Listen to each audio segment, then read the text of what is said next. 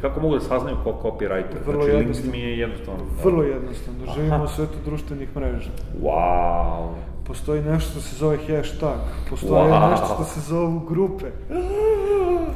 Ovo zadnje je odlična ideja. Ti znaš za, ne znam, imate grupu na Facebooku Marketing za početnike.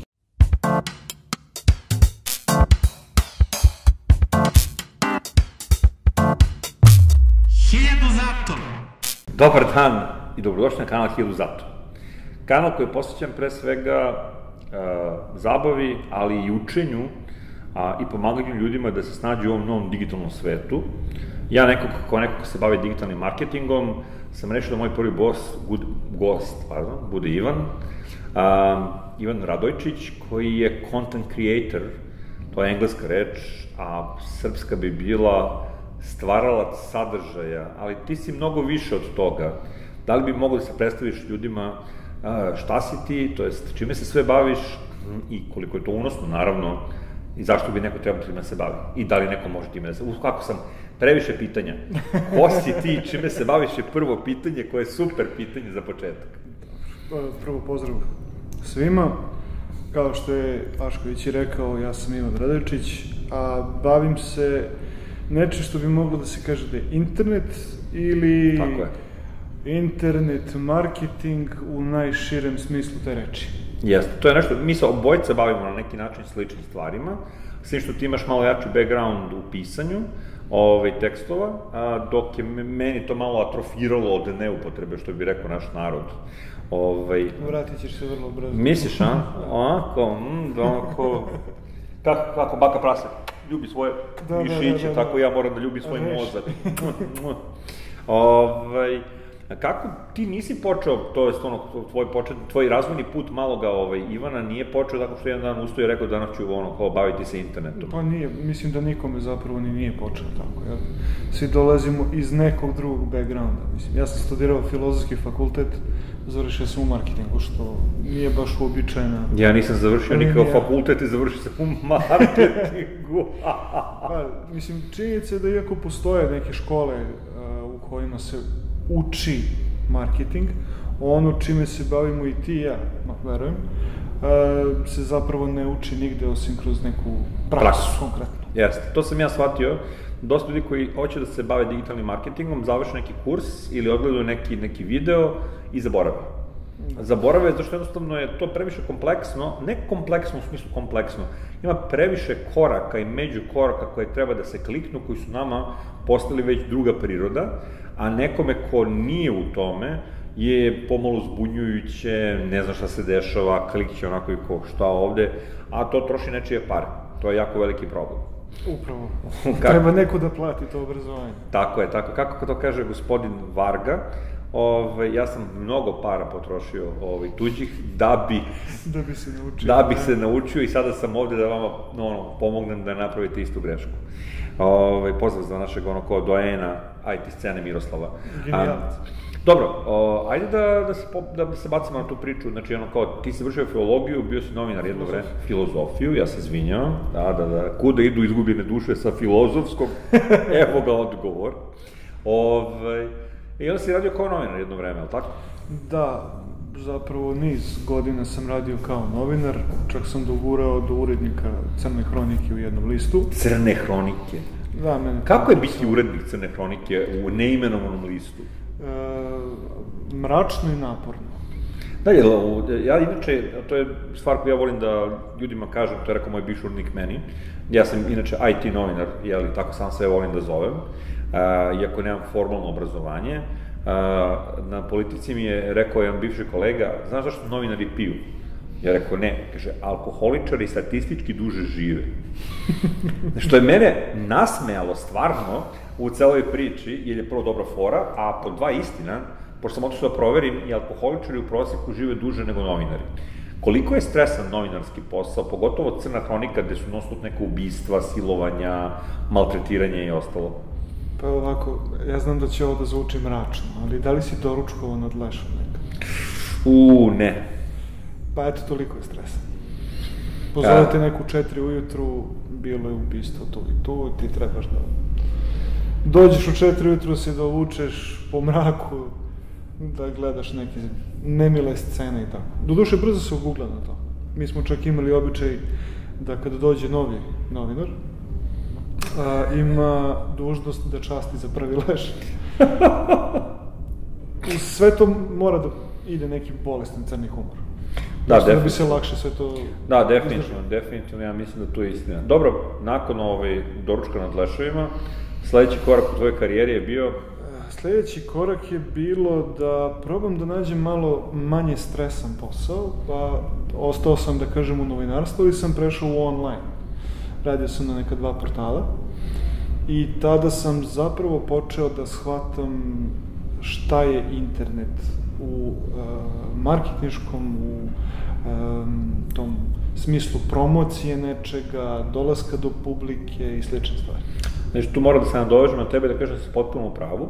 Ja sam imao godišnju karijeru kao IT novinar, ali sam bio u štampanom časopisu, Svet kompjutera, i meni to bilo mega zabavno, ja sam uživao u tome. A onda sam 2014. godine dobio priliku da budem deo jednog tima koji je pokretao jedan novi portal, koji je bio širokog spektra. Ja sam vodio IT i auto rubriku. Zašto auto rubriku nisu imali nikog drugog, pa su bili u fazonu, to ćeš ti.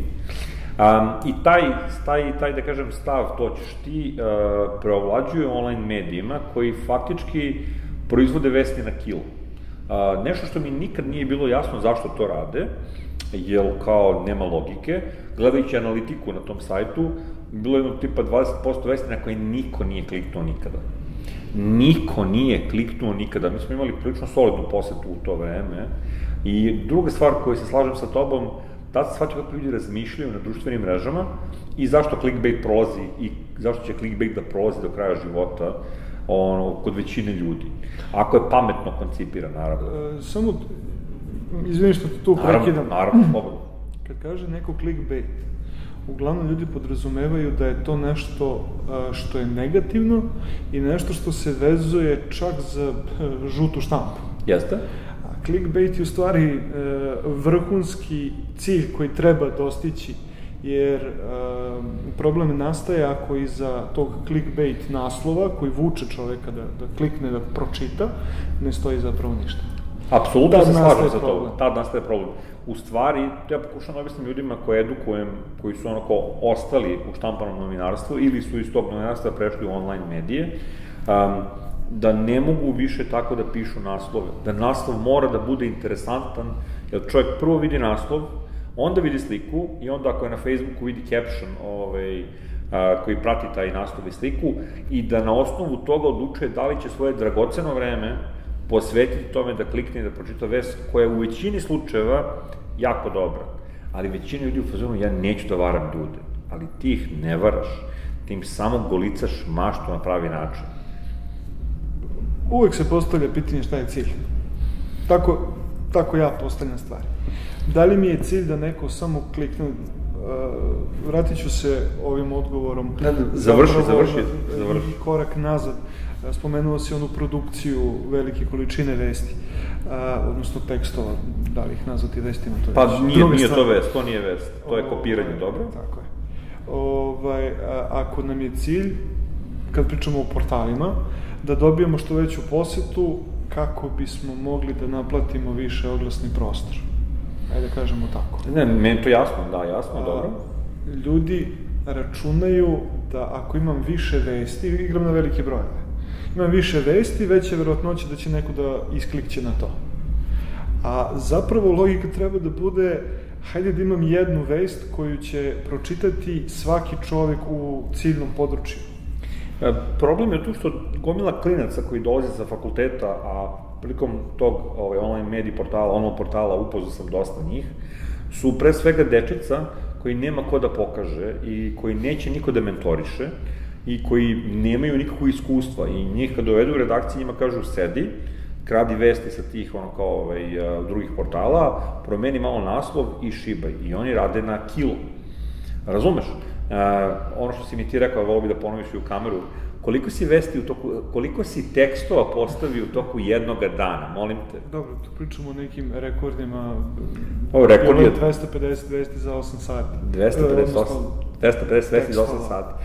Čekaj, meni samo nije jasno, meni je jasno kako si brz ti to mora da radiš, znači nije čak ni problem ono kao, treba naći 250 vesti, treba ih... Nije problem, svi portali su pretplaćeni na raznorazne agencije. I ujedno, mislim, bude ti otvoreno 50 prozora u brauzeru, pratiš šta se kako dešava, ideš na copy-paste, menjaš malo naslov, ubaciš sliku.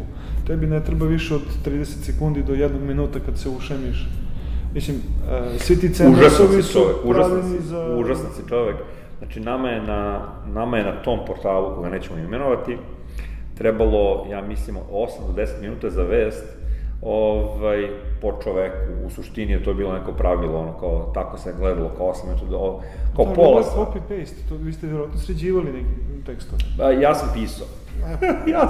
To je druga stvar, ovde nema nikakvog ali posle sam morao ja da kopiram, pošto sam failovo sa brojem deliverovanih vesti u toku dana. Svi su ostali imali 8, ja sam imao samo 4, pa je to smetalo ljudima. No dobro, da se ne vraćamo više u tužnu priču, ono što je meni jako interesantno i što je mi jako bitno je tvoj sledeći korak, a to je bio prelazak u full internet marketing, znači ono kao prešao si da pre svega malo radiš i za sebe i počeo si da se baviš ozbiljnije određenim granama. Jedna od njih je bila content creation, to je kreiranje sadržaja, to je pisanje tekstova i tu bi teo da se zadržimo i da pokušamo da ljudima objasnimo da li se može od toga živjeti u Srbiji i na koji način. Jer cilj svih ovih videa će biti da nekoj mladoj publici prikažem neke alternativne avenije zarade za koje možda nisu znali i da im objasnim kako da naprave prve korake. Eto. Bukvalno sam ti ciljna publika. Kada sam bio na početku svega, ja sam ti bio ciljna publika.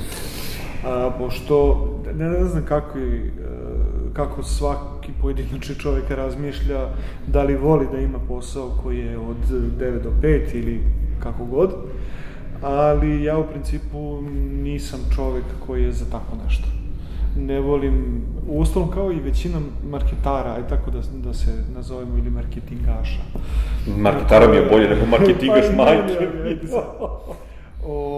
Koje znam, sa kojima sarađujem svakodnevno i slično, uključujući tebe. Da, evo sad baš smo imali dilemu da li da prihvatim stalan posao ili ne. Mislim, imati stalan posao je zgodna stvar. Imati stalan posao koji nema radno vreme je zapravo izuzetno dobra stvar. U suštini da. Jer meni nije problem, i često radim, ne znam, 14-15 sati. Da se razumemo odmah u jednoj stvari, baviti se ovim poslom podrazumeva da nikada ne prestaje proces učenja, podrazumeva da će se raditi prekovremeno, podrazumeva da će se često slomiti kičma. Ja znam da ovo zvuči, rušimo Sneška možda ljudima. Ne mislim da zvuči tako. Ali za sve to vreme ćete se sjajno zabavljati, upoznaćete izuzetno interesantne ljude, teraćete šegu svaki dan, barem nekoliko sati smejanja će biti u pitanju i kroz sve teške trenutke, kako vreme odmiče i kako upoznajete ljude, shvatit ćete da postoji neko ko će vam pružiti ruku pomoći onda kada to ili ne očekujete ili kada vam je veoma potrebno, a ne znate gde da se okrenete, magično se stvori neko od kolega ko vam probuši rupu u nebu i pokaže da svetlo može i tu da sije. Ajde da napravim jednu digresicu sjetnu, ajde prvo da se pozabavimo ko je to ko bi mogo da piše, šta su osnovni parametri za nekog ko bi teo da se bavi pisanjem tekstova, ono kao za internet, makako to glupo zvučalo, sad bi sam sebi ono kao pucu u glavu, a ja kažemo, pisanjem prodajnih tekstova za sajtove, pisanjem prodajnih tekstova za blog postova za sajtove, možda pisanjem nekih ono kao kraćih tekstova za društvene mreže. Šta je potrebno? Pretpostavlja se da je potrebno dobro znanje engleskog, čak ne savršeno znanje engleskog. Ne, niko ne traži savršeno poznavanje engleskog. Da se razumiju jedne stvari još. Na svom kompjuteru imate program koji se zove Word i taj program u sebi sadrži rečnik, postoje gomila online nekih programa. Ja se izvinjam, Grammarly, topla preporuka. Grammarly, topla preporuka. Smeš da spominješ sve živo. Prosto to je toliko velika pomoć da meni se ponekad čini da osoba koja da kažem malo vulgarno, natuca engleski, može da sklopi jedan, ako ništa drugo, pristojan tekst. Dobro, znači imamo taj moment, znači znanje engleskog, solidno znanje engleskog, ne savršeno, Druga stavka jeste, ne znam kako da to opišem sažeto, pa ću biti malo opširniji. Please. Sve je tvoje, sve je tvoja školjka, mi smo tu. Većina ljudi se ograničava na razmišljanje, unutar neke kutije, unutar nekih zadatih okvira. Zbog toga se često i na televiziji, i na internetu mogu vidjeti reklame koje liče jedne na druge ili reklame koje vrlo često kopiraju nešto što ste vidjeli možda pre 2 godine, naročito ako ste pratili šta se dešava u Americi, pa vidite reklamu koja je na isti kalup napravljena za srpsko tržište. Jasno. Sad, ukoliko možete da razmišljate out of the box, što bi rekli Amerikanci, i možete da formulišete svoju ideju na kvalitetan način, to je nešto što ljudi u struci znaju zlatom da plate. To je nešto što je, ja mislim, bi trebalo samo malo da se dublje pozabavimo time. Svako ko počne da se bavi ovim poslom na početku neće moći da nađe u sebi tu iskru o kojoj priča Ivan. Ali ako imate mogućnost da nekome na lak način objasnite neke kompleksne pojmove, što je nešto što mora da imate kao skill ako želite se baviti ovim poslom, onda možete slobodno da nastavite da svoju karijeru gradite u tom pravcu. Takođe, najlakši način da proverite da li znate da pišete, da napišete par tekstova. Sad, ja znam da većina ljudi mrzi da pišu tek tako i da šalju nekome. Onda niste za ovaj posao. Prekini da mi rušiš, Sneška.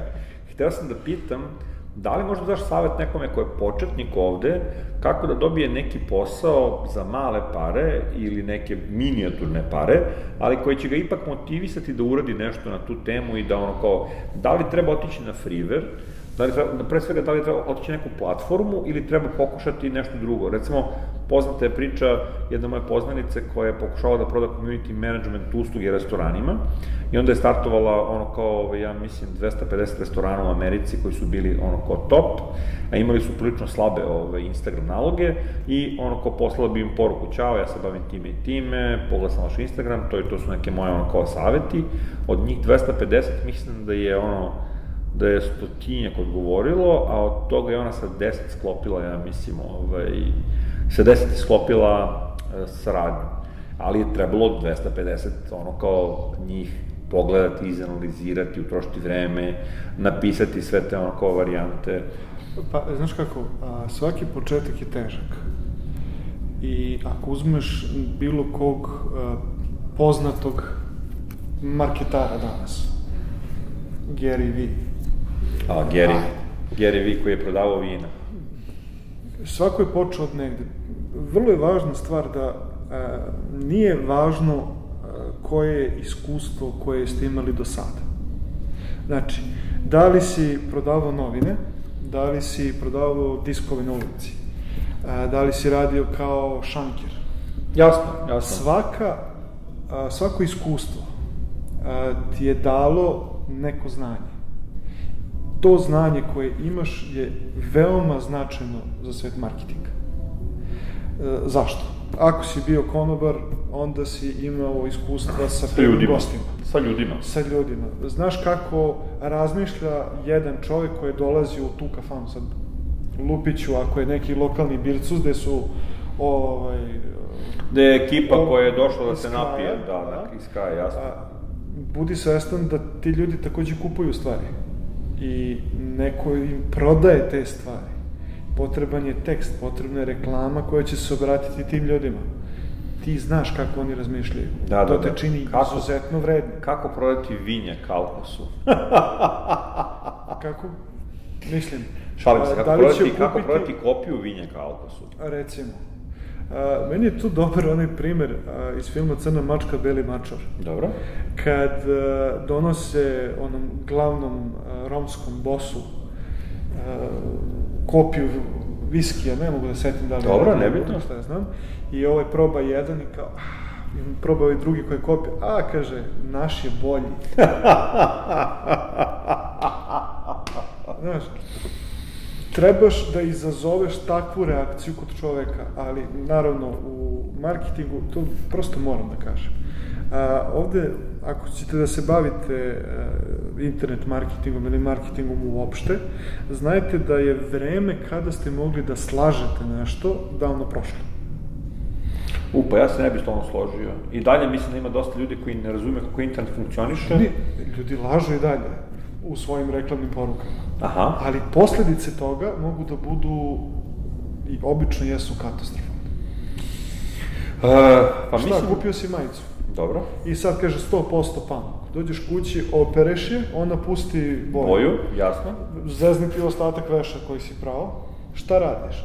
Prvo idem na internet i kucam, a to će pročitati ne samo svaki tvoj prijatelj, i ne samo što će svaki tvoj prijatelj podeliti to i neće zasigurno postati novi klijent, nego će sam da to širi dalje. Jer, znaš, negativan feedback... Mislim se kompanijama ne isplati da lažu u reklamnim porukama. Naravno. Ja sam mislio da ljudi koji daju usluge marketinga lažu svoje klijente. Ne. Išli smo se u razmišljanju 1/1. Ne, mislio sam kad kreneš da radiš za nekog konkretno. Izvini. Ali to je sad drugi problem. Drugi problem je što ti većinom si ili kao hired gun, unajmljeni pištolj, i tebi dođe kao gazda, direktor marketinga, kogod već, i kaže, vidi, druže, to hoću da se stoji u tekstu i to je to. Tu je, ja mislim, drugi problem da ljudi koji prodaju neku robu ne kapiraju koliko je značajno biti iskren sa kupcem i ne kapiraju negativan feedback. Mislim da dobar deo ljudi sad ne shvata kako negativan feedback funkcioniše. Tek sad su počeli da shvataju ljudi zbog ocena na Facebooku, na Facebook fanpage-ovima i na Google-u, to je Google My Business, gde koji ljudi ostavaju svoje komentare, da postoji kao taj moment, ako gosta ne uslužiš kako treba ili ako nešto ne uradiš kako treba, da će neko drugi vidjeti.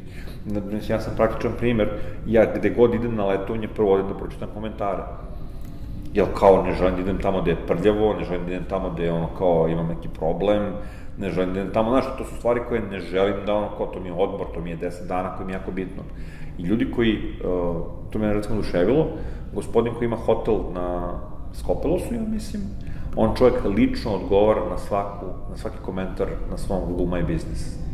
Ali to je 1 u milion.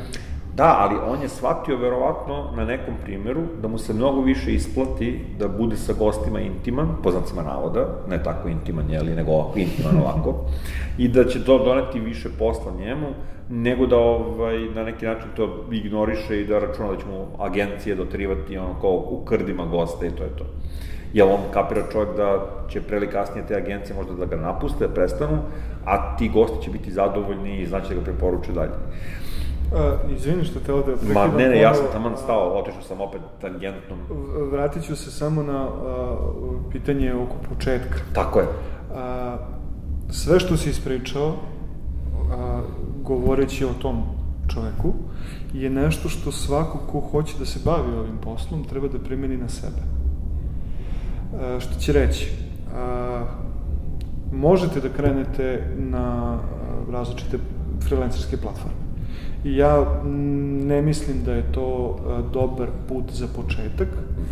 Razlog je vrlo jednostavan, tamo će vas ocenjivati svaki poslodavac, će vam dati komentar koji će biti javno vidljiv, daće vam ocenu da li će to biti zvezdice, da li će to biti ovo ili ono.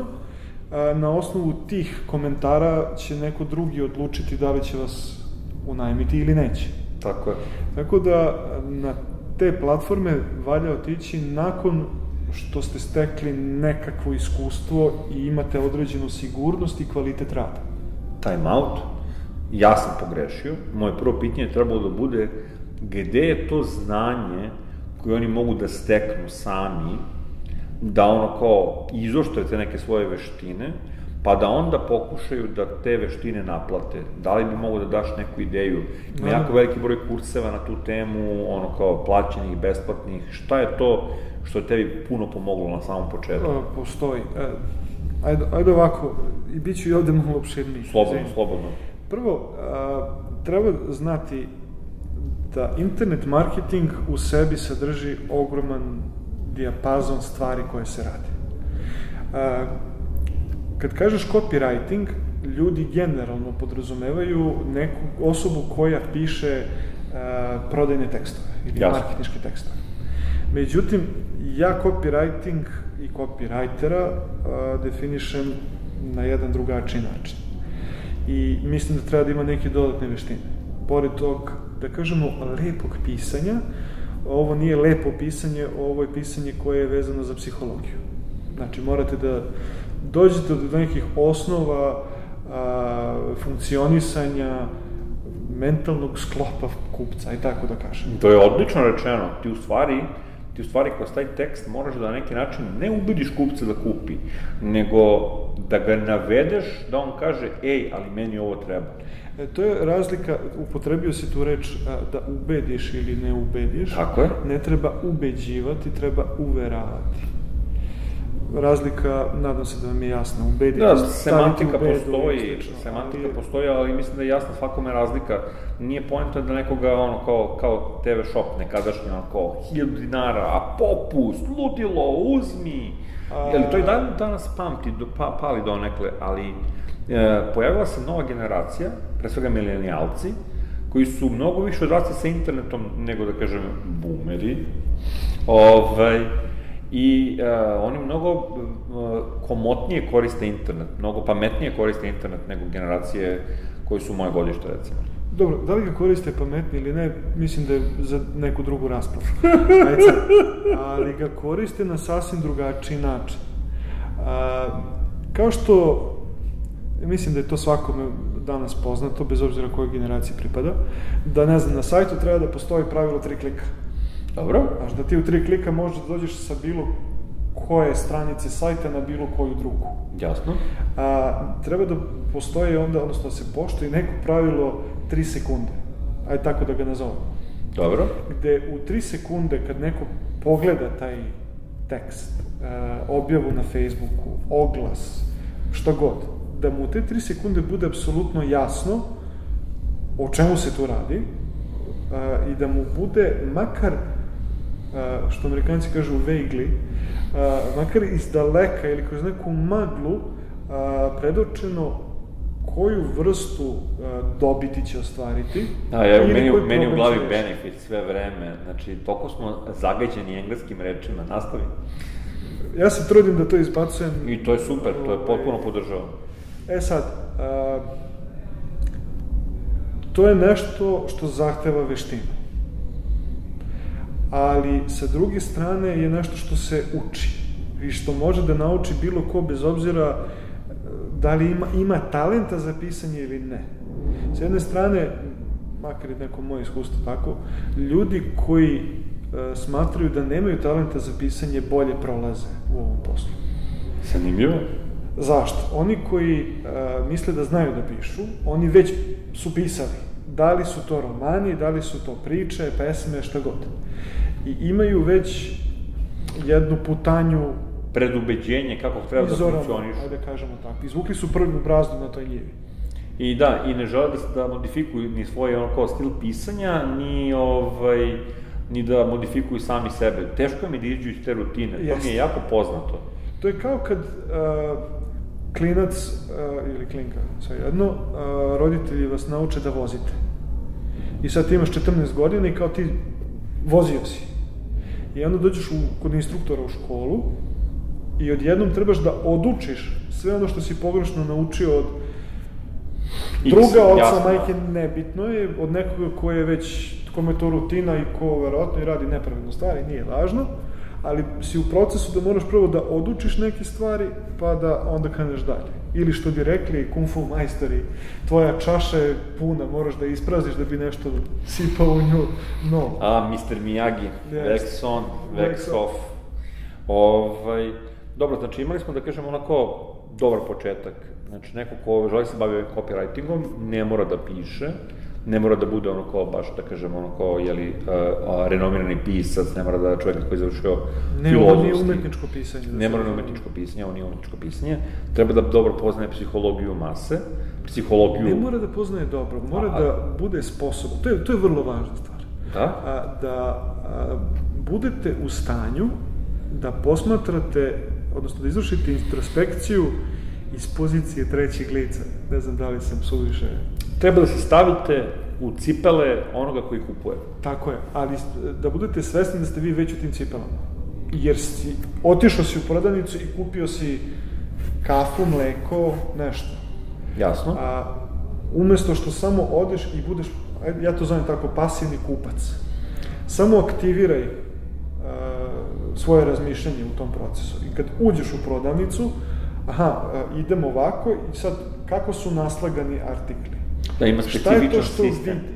Tako je, tako je. Kad čitam neki tekst o, ne znam, hoću da kupim ranac, šta sam ukucao, koju stranicu sam otvorio, šta je pisalo u onom rezultatu Google pretrage, šta je pisalo u title tagu, šta je pisalo u descriptionu, kako izgleda ta stranica, da li me je privuklo ili nije.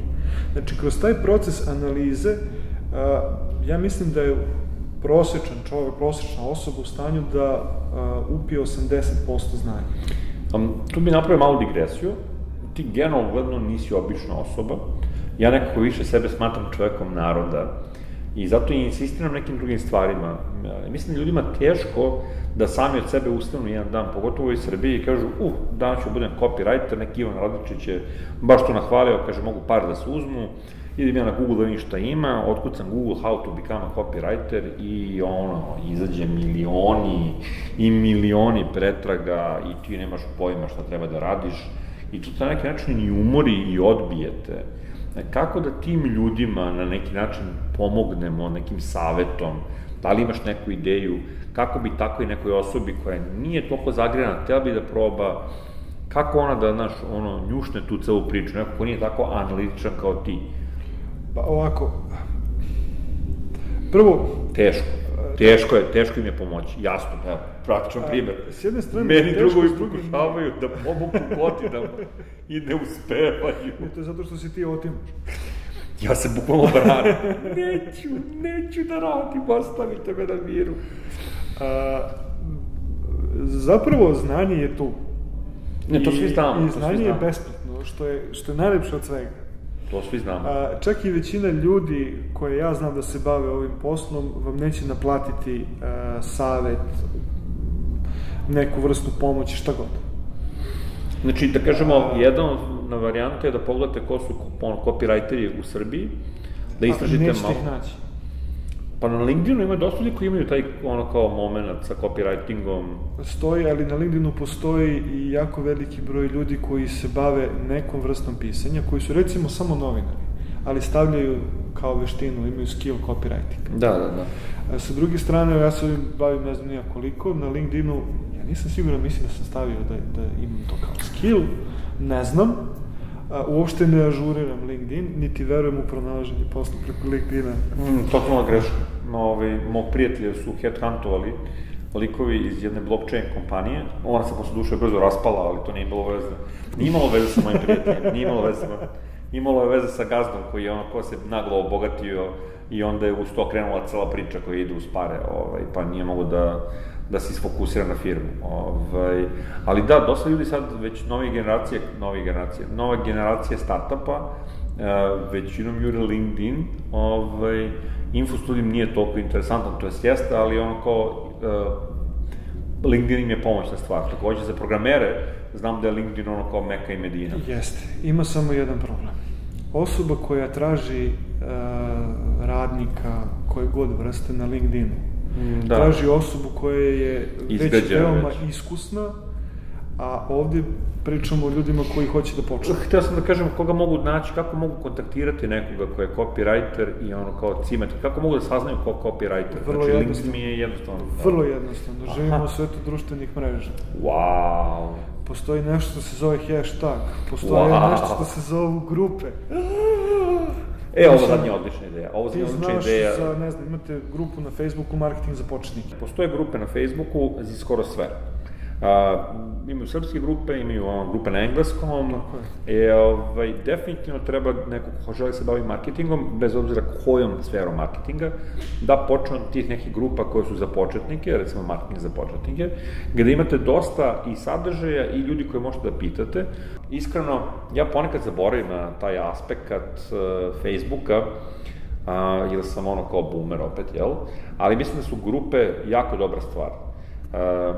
Da li pored grupa misli da ima još neka varijanta, LinkedIn grupe možda, da li su one po tom pitanju isto kvalitetne?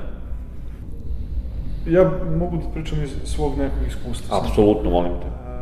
Ja LinkedIn grupe nikad nisam koristio. Dobro. Znači, LinkedIn kao mrežu ne mogu se pohvaliti da je... I pustit ćemo u toj varijanti. Znači, Facebook je totalno cool, Facebook grupe su totalno cool. Jer, samo, zašto? Kad ste posljednji put, to pitam gledalce, a pitam i tebe, kad si posljednji put preko mobilnog telefona otišao na LinkedIn? Pa da, većinom odem da odobrim nečiji request i kao... I? Za nešto više? Pa ne baš. A kad si otišao na Facebook posljednji put preko... Dosta često, jeste, istina. Sa druge strane, postoje i neki profili na Instagramu, recimo, gde možete da saznate jako puno stvari. To pretražite preko hashtagova. Jasno.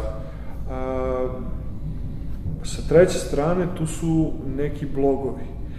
Koje blogove čitati, to je uvek pitanje, jer ono što je veoma karakteristično kada je u pitanju internet marketing, jeste da što je stvar jednostavnija, to ćete više tekstova naći u njoj. Da, logično. I to će više ljudi o tome raspredati silu nekih priča, nekih sukoba, izmišljenih priča, ovakvih kreativnih i slično. Međutim, one stvari koje su vam stvarno značajne, to je malo teže pronaći. I zbog tu opet se vraćam na Facebook grupe, pošto u svakoj od tih, od spomenutih Facebook grupa, postoje i neki ljudi koji su iskusniji. Jeste, koji hoće da pomognu. Koji hoće da pomognu, ali koji imaju iskustva sa time koji blog je dobar. Ili su pronašli negde na nekom 10. nepoznatom blogu dobar tekst i podelili ga. Jeste. Sa treće strane, brzo ćete uhvatiti ko su ti ljudi. Znači, u roku od 5 do 10 dana ćete vidjeti ko tamo komentariše najviše, ko pomaže ljudima, ko odgovara na pitanja i slično. I onda prosto, prvo, upustite zahtev za prijateljstvo tim ljudima ili ih pratite. I pošaljite poruku, se zove kad mu šaljite zahtev za prijateljstvo, da je jako bitno, njih dodaje gomila ljudi, kao besmisleno ih dodaje, kao čisto ih ima kao prijatelja, a većina ima oko 4000 prijatelja, i onda im nije baš interesantno da imaju nekog random lika kao prijatelja. Ako mu pošljete kao poruku, čao, moje ime to i to, počne se bavim marketingom, interesuju me te oblasti, vidio sam šta ste pisali u tim i tim grupama, jako mi je drago da li mogu da budemo prijatelji. To je nešto što će pre svega predstaviti vas kao kulturnu osobu, dva kao osobu koja ume da sočini nešto konkretno, tipa neki mail, nemojte kao otvarati komunikaciju sa što se meni dešavalo, da mi pošle čovjek ja mu odgovorim sa on meni odgovori sa a, ja mi odgovorim sa on kao, šta se dešava, ja kao bukvalno sam trolovao sam čovjeka dok nije kao on skapirao da kao tu nešto nije u redu. To dovoljno govori da imam previše slobodnog vremena u nekim momentima, čim mogu da idem ali, znači, morate da se predstavite u nekom boljem svetu, u nekome ko vas ne poznaje. Možda ste vi šarlatan, možda ste vi šaljivdžija, možda ste vi zezator, ali gledajte da kao imate nivo komunikacije koji neće biti takav. Kasnije, u kasnijem periodu uvek možete se predstaviti u nekom drugom svetlu, ali većina ljudi koji su kao super profesionalni i iskusni u ovom poslu, imaju jako puno posla, nemaju vremena da odgovaraju kao na ljudima. To što sam rekao, znanje besplatno, naplaćuje se vreme. Dobro. Čak i ako vas ne prihvati za prijatelja, vi možete da pratite tog čoveka i imajte u vidu da i ta osoba verovatno želi da napravi neku mrežu ljudi koji će i toj osobi biti od koristi, da kažem. Naravno. Zato imate mogućnost follow-a, ako vam ne prihvati prijateljstvo, nemojte sad da se ljutite zbog toga, jer postoji neki razlog sigurno iza toga koji nije u nikakvoj vezi sa vama lično. Bravo, ovo ja ne bih rekao bolje. Dobro, znači, rekli smo gde može se naći znanje, rekli smo šta je potrebno za početak, ajde sad za kraj ovog našeg malog mini podcasta da se pozabavimo onim što je možda i najbitnije, koliko neko ko je početnik može da zaradi i koliko neko ko više nije početnik, ali nije ni neka ala, može da zaradi. Znači, jel, kao, glupo je da pričamo o tome kako copywriteri uzimaju ono koji 50 i 100 hiljada dolara za jedan tekst, jer to nikad niko od nas neće ono kao dostići, ono, ili možda i hoće, ali retko se dešava, ali kao početnik, recimo ja znam ljude koji pišu radove za ljudi na fakultetu za Australiju, to je fakultet u Australiji, čovjek uzima, ja mislim, 15-20 evra po radu, i to su većinom ono kao korektni, ono kao tekstići od par hiljada karaktera, koji ono kao, nisu loše, čovjek živi od toga već, ja mislim, 10 godina, nudio me par puta da pišem za njega, i ono što je mega zabavno kod njega je što čovjek radi sve, znači ono, od Silvane do Nirvane, znači od medicine, preko društvenih nauka, znaš, ono kao, bukvalno ima neke, ono kao, se zove za biologiju, ono kao radove koje mora da radi, ja sam urlo od smeha, čovjek istražuje, ne znam, neke blowfish, neki marinski život, ono, koji umire, ono kao, neki pomorski život koji umire, tako da bilo je interesantne stvari, znači, koliko može zaradi početnik, i koliko može zaradi početnik kad se malo usavrši. Ajde da kažemo, to su neke... Čisto da ljudi znaju, to se zove ghostwriting. Thank you very much, thank you very much. Jedan od poslova, mislim, kad tražite po platformama. Ovako. Opet ćeš morati biti opširan, zar ne? Ne, trudim se zapravo da skratim.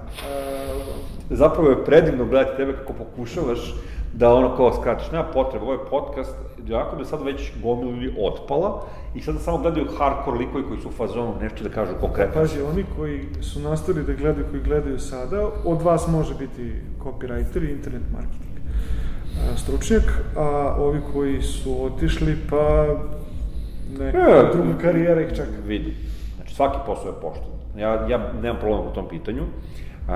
I nije svaki posao svakog čoveka. To sam isto, nažalost, zaključio i na svom primjeru i na tuđim primjerima. I jednostavno, ja nikad ne mogu biti konobar. Nešto je konobar pogrešno zanimanje ili što to unižava mene.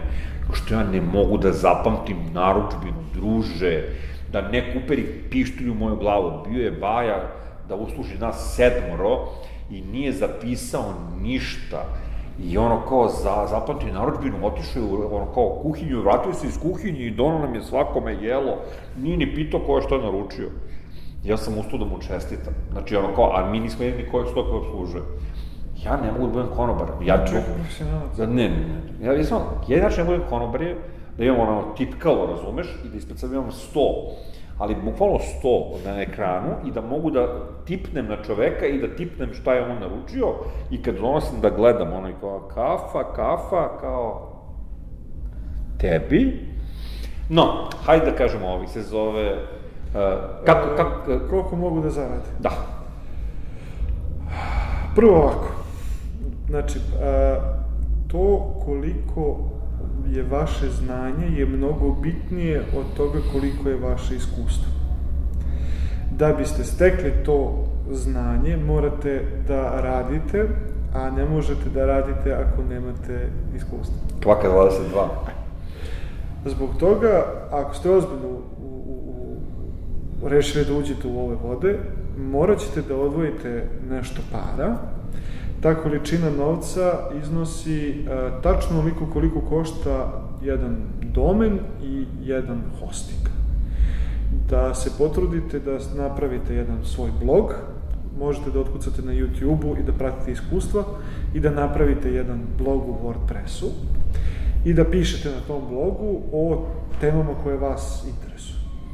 To ne mora da pročita niko, a možete i da pokušate da ga popularizujete, naravno. Jasno, kroz društvene mreže, zamolite prijatelje da šeruju po internetu, neki od tih Facebook grupa, ako procenite da ćete napisati nešto interesantno, možete podelite kod njih i da kažete ljudi, evo ga. Moj blog funkcioniše potpuno na taj način, bez ikakvog trošenja dodatnih sredstava ili bilo šta. Inače, za sve vas koji se interesujete, u opisu ovog klipa ostavit ćemo linkove ka Ivanovom blogu i ka još nekim platformama i možda Ivan da mi bude dovoljno ljubazan da mi pošlje linkove ka nekim grupama Facebook, da se zove, ubacimo to, tako da svi vi koji ste do sada ostali, evo, za vas malo zrno nagrade. Pa eto, ovo zvuči možda gordo, ali taj blog koji, pišemo ga kolega koji je web dizajner i ja, svako na svoje teme, ja verujem da osoba koja pročita ono što sam ispisao u tekstovima vezano za internet marketing i napiše 5 tekstova primenjujući ta pravila, korigujući samog sebe, može da stekne dovoljno znanja da počne da se bavi posle. Ja ne mislim da je gordo, ja sam čitao tvoje tekstove, jako su lepi, za mene lično nisu preterano korisni, jer moje znanje je iznad toga, ali način na koji radiš neke stvari, način na koji razlažiš rečenice, način na koji strukturiraš tekst je ono što je meni uvek interesantno. Dobro, ovo i pišem kao, to je blog za ljude koji hoće da uče, mislim, kažem, ne zarađujemo od toga, to je čisto... Ali to je ono što je meni jako interesantno. Digresija totalno, ja se sad svima izvinjam po ko zna koji put. Kad pišeš za internet, ne možeš pisati isto kao i kad pišeš za časopis. Ne, to nema veze sa drugim. Tako je. Kad pišeš za internet, u prvom pasusu mora da bude neki catch koji će da... Pravilo 3 sekunde. koji će da čoveka da natera da ostane u tekstu, onda ide razrada i onda ide zaključak.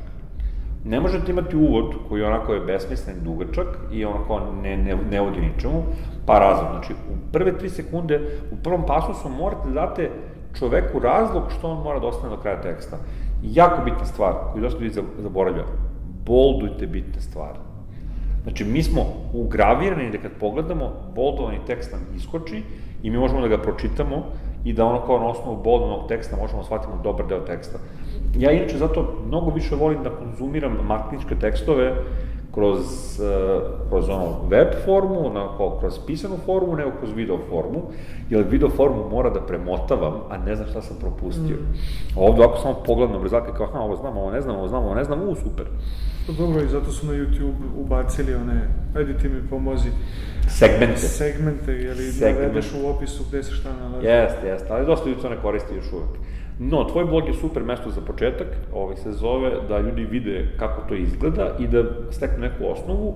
Facebook grupe, to smo rekli, ali nismo rekli kakva je priča za parice. Parice. Znači, ako ste, vratit ću se samo da podsjetim, napravili ste neki svoj blog, ako ništa drugo, makar možete da pišete notes na svom ličnom Facebook profilu i da tu stavljate tekstove, prosto ćete na taj način moći da nekome pokažete kako izgleda to što vi radite, koji je stil po kome radite, šta je to što možete da ponudite. Već na tom koraku ste, realno podigli sebi cenu. Ne samo to, učinili ste više nego gomila ljudi koji ja znam. Učinili ste više nego Aleksandar Rašković, koji generalno gledano bi trebao da ima sopstveni blog i da piše o YouTube-u i internet marketingu, a to ne radi. Nego gostuje kod drugih i priča, ali to nema nikakve veze sa time. Hoću da kažem da jako je bitno napraviti taj prvi korak. Taj prvi korak pokazuje potencijalnim klijentima da ste vi ozbiljan čovek i da ste iscimali se dovoljno. Neće svaki klijent to da ceni, ali onaj koji bude cenio, to je klijent za koga želite da radite. Tako je. Ovo je dobar šlagvot, što bi se reklo. U prvom trenutku, znači, početnici su uglavnom željni da rade i onda i ne biraju maltene klijenta. Nakon godinu dana, mislim da je to neki maksimalan period, ćete doći do te samospoznaje da ćete početi da birate klijente sa kojima radite, jer imate neke svoje standarde i imate neka svoje očekivanja koja... I ne želite da radite za drkačije. Da kažemo tako. Ali to je činjenično stanje. Klijent je ubeđen da on samo treba tebe da plati, da ti uradiš svoj deo posla i to će sve da percera fantastično. On ne mora ništa da promeni u svom poslu i u svom biznisu. Ne mora da promeni neljubazne konobarice, ne mora da promeni loše majice, ne mora da promeni ništa od toga, sve će super da percera, on je dao tebi neke pare, da ti nešto tu uradiš, nešto ti tu po internetu, nešto bunta i sve će da percera kako treba. To nije istina. Vi kao početnik ne možete to da objasnite klijentu ili ne znate da objasnite klijentu nemojte shvatati loše ako vaši tekstovi ili vaše ono kao kampanje ili bilo što budete radili ne donese efekat. Probajte da vidite zašto to ne donosi efekat. Probajte da, ako možete fizički doći do klijenta, da vidite šta on to radi, kako on to radi, ako ne možete, barem neki drugi način preko slike i tih stvari. Jako je nezgodno da sami sebe smorite kao ja nisam uspeo, ja ne znam. Pazi, razlika između teksta koji će prodati 1000 komada X i teksta koji će prodati 50 i teksta koji neće prodati ni jedan. Može da bude toliko mala, može da bude recimo 2 reči u naslovu, da je to jedina razlika između 2 teksta. Može da bude razlika u ilustraciji, može da bude razlika da li je tekst pisan na vi ili na ti. I to je zanimljivo. Ja nemam taj problem, sve jedno kako mi se obraća kompanija, svestan sam da je to kompanija, tako da li se obraća sa ti ili sa vi mi je stvarno sve jedno, ali imaš ljudi koji kad kupuju i to na njih utiče. Pa, sad, izvini što ja ovo ovako kažem, ali mislim da malo grešiš. Ne, naravno. Odnosno, da to što si sada rekao, zapravo znači da ti se nijedna kompanija nije obratila na adekvatan način. To što sam stari, cinični, se zove... Odlično, onda treba da ti se obrati na takav način. Treba ti se obrati na, recimo, humor one dvojice matoraca iz Mapetovaca. Ali to se ne isplati. Znaš što se ne isplati? Zašto prvo ne znaju ko sam ja i ne znaju kako me targetuju i ne smeju da se tako obrati ljudima koji ne vole takav vid komunikacije, jer će imati negativnu reakciju. I iz mog iskustva, a ovo je nešto i za sve kolege koje počinju, iz mog iskustva sa marketingom i direktorima marketinga, postoji jedna, kako bih rekao, crta koja provejava, a to je da direktor marketinga uvek trudi se da prvo zadovolji direktora firme sa svojim marketinškim idejama, planovima i sloganima, pa tek onda klijente i kupce. Većinom, zato što ako failuje nešto, failovalo dešava se, ali ako failuje nešto, a direktor nije bio zadovoljan time, onda je tvoja guza u procepu. A niko ne želi da mu guza bude u procepu, makoliko hrabar bio. Stoji, ali ti direktori marketinga o kojima ti govoriš su ljudi koji su bliži nama po godinama, nego li ovim milenijalcima i još, kako se već zovu, mlađi. Gen Z. I to je nešto što, ja ne znam, možda to zvuči i nepristojno, ali većina tih ljudi su dinosaurusi. Hvala ti, mater. Pazi, ja bi mogu biti T-Rex. Dovoljno si veliki. Kako pljuvaju. Nije problem u godinama. Problem je u onome što sam na početku rekao, da je ovo posao u kome ćete morati da učite svakog dana nešto novo. Znači, potrebno je odvojiti barem sat vremena, ja odvojam svakog dana da bih čuo neki podcast, pročito nešto u tim istim Facebook grupama koje smo spominjali. Volim i da čujem ljudi koji su početnici, jer početnik ima taj benefit da lupi nešto, da nije ni svestan šta je lupio, a da to može da bude genijalna stvar. Jeste. Ne razmišlja kao u kalupu u kome smo mi. Tako je. Jer, hteli ili ne, ali svi postajemo žrtve profesionalnog deformiteta, tako da kažem, i počnemo neke stvari da radimo na kalup.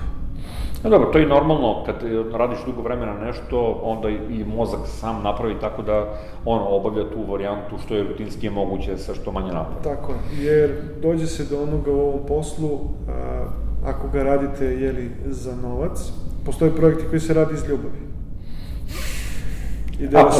Lažem i ja, postoje. I tu nas ne interesuje novac, iako je većina takvih projekata rađena sa nekim ljudima koji su prijatelji i sl. A postoje stvari koje se rade za novac i tu se okrećete nečemu što se zove dovoljno dobro. Znači, ne ide se da bude savršeno, mora da bude dovoljno dobro da radi posao. Ja bih teo sad baš na tu priču da se nadovežem i da kažem još jednu stvar. Dosta ljudi u našem biznisu, što je opušten po znacima navoda, kada radi sa klijentima, ako ne stigne da uradi posao za klijenta i klijent se kao javi i pita šta se dešava, ljudima je neprijatno da se javi da kažu kao nisam stigao ili imao sam neki problem ili nebitno je šta u pitanju, ghostuju čoveka. To nije dobro. Većinom... Ne, to je katastrofalno. Hvala. Trudite se da ne kasnite, ukoliko je moguće, i trudite se da ne gostujete ljude. Druga stvar sa kojom se ja dosta često srećem u ovom biznisu je nepoverenje u ono što sam uradio. Znači, ja lično imam nepoverenje prema samom sebi i onda nisi siguran da li da pošaljem ili ne. To se rešava najbolje tako što pošaljete kao predlog. Ćao, ovo je moj predlog, šta mislite o tome? Na osnovu klijentovog feedbacka, koji će biti pozitivan ili negativan, vi posle možete da nastavite dalje, da kao celu priču radite i ne samo to, kad se odmaknete od toga dan, dva dok klijent pogleda, ako vam vrati feedback, vi ćete vjerojatno moći da imate i svež pogled na tu priču, na taj tekst ili na bilo šta čime se bavite. To je nešto što definitivno treba da implementirate kod sebe, a ne da stojite i da se vrtite kao pila u kućinama, ne ide tekst. Kao, brate, evo, ovo je do sada spremno, pogledajte, ako vam se sviđa, da nastavimo u istom pravcu i to je to. Šta misliš o toj ideji kao neko koji je iskusan? Koliko je to izvodljivo? Koliko ljudi reaguju pozitivno na takve stvari ili ne? Ti tako ne radiš, ja sam toga svestan. Ne, dobro, ja tako ne radim, ali ajde. Suština je da praksa održavanja kontakta sa klijentom, stalnog kontakta, je nešto što je dobra stvar. Zašto? Prvo, manje ćete skretati sa puta. Drugo, većina klijenata je takva da želi da ih zadovoljite, a ne da zadovoljite cilj. Odnosno, on hoće da se njemu svidi tekst koji ste napisali, a ako pišete tekst za nekog koji je pripadnik generacije Z, a imate osobu koja je naručilaca koja ima 70 godina, teško ćete moći da napišete tekst koji će pomiriti i jedno i drugo.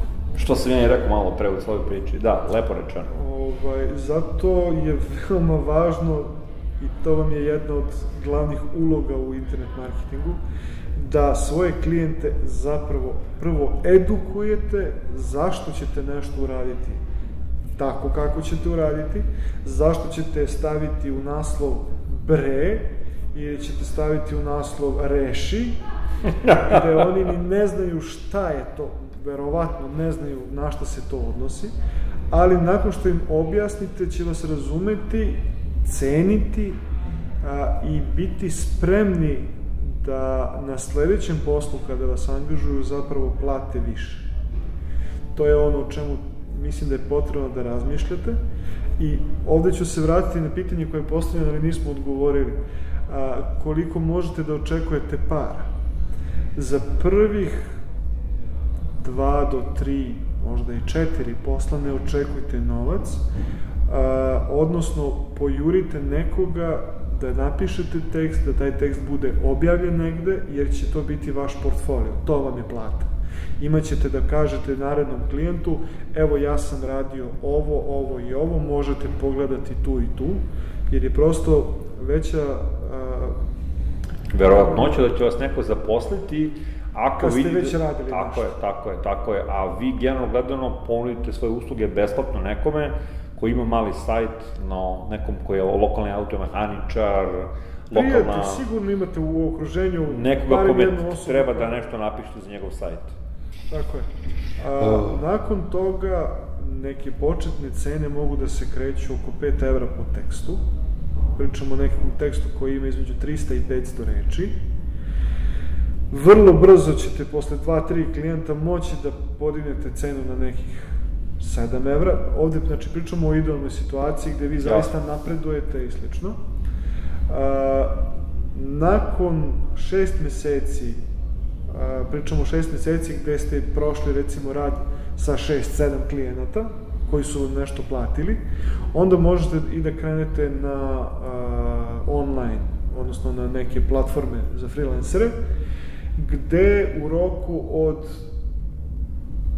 godinu dana ćete sigurno moći da dođete do nekih $30 po tekstu, a u periodu od 5 godina možda dođete do $500 po tekstu, zavisi. Ja bih s ovim na neki način i završio ovaj naš današnji podcast, bio je malo krajnje zanimljiv, moram da priznam. Nadam se da ste ljudi koji su nas gledali uživali. Na kanalu Hiljadu zato ja ću biti zadužen za te dosadne sadržaje, da kažemo, koji će biti posvećeni internet marketingu ili nekim drugim stvarima, koji neće biti ono kao skečovima, da ću učestvovati u skečovima, daleko od toga da ne želim to da radim, želim. Ovih podcasta će biti, ja mislim, jako puno. Trudit ćemo se da svako od nas dovede neko koji je interesantan. Naravno, u vašim komentarima napišite što vas interesuje. Ja ću zamoliti Ivana da u nekom momentu prođe kroz komentare, baci neki svoj odgovor koji želi. To je to što se mene tiče. Pre svega tebi se zahvalim, tebi što si odvojio vreme za mene danas i što si ono kao pokušao da objasniš ljudima da biti copywriter nije tako komplikovano i teško kao što ljudi misle, da ne treba savršeno znanje engleskoga, kao i koje su mesta da se može početi i na koji način napraviti za sebe portfolio i možda lansirati svoju karijeru. Slažemo se da ovo nije posao za svakoga, ali ko želi se bavi ono kao copywritingom, pisnjem teksta, ono kao za internet, prodajne tekstove preko interneta, to može biti jedan veoma lep i lagodan posao, koji ne zahteva da budeš u kancelariji od 9 do 5, već možda pišeš to i ono kao sa mora i to je to. Sve što treba je laptop i ono internet konekcija. Može čak i preko telefona ako kucaš dobro. Ne hvala. Inače, ako imate nekog pitanja, naći ćete me lako na društvenim mrežama. Nema potrebe da traže pitajte slobodno, opis, imate dole komentare. Ne samo komentari, u opis ćemo da stavimo link ka tvom sajtu i tamo ima kontakt forma, tako da je to po meni najbolji način. Sve, znači tu smo, i ja i sve kolege, uključujući i gospodina. Pa dobro, trudit ću se koliko god mogu, ne mogu da budem tako bahat kao Ivan, evo, uzmi sve što ti život pruža, danas i kojot, sutra uvela ruža. I sa ovom malom muzičkom bravurom ja bih završio današnji podcast, zahvalio bih se Ivanu, a vas pozivam da pogledate i ostale klipove na kanalu Hiljadu zato. U komentarima naravno pišite šta vas interesuje, mi ćemo se potruditi da odgovorimo. Htio bih se zahvalim Komsu i Deutsche Wellevu koji su podržali ovaj projekat i da naglasim da naše stavove, moje pevanje i ostalo, oni ne podržavaju, ali ovaj video su podržali. Jeste prijatno? Ćao!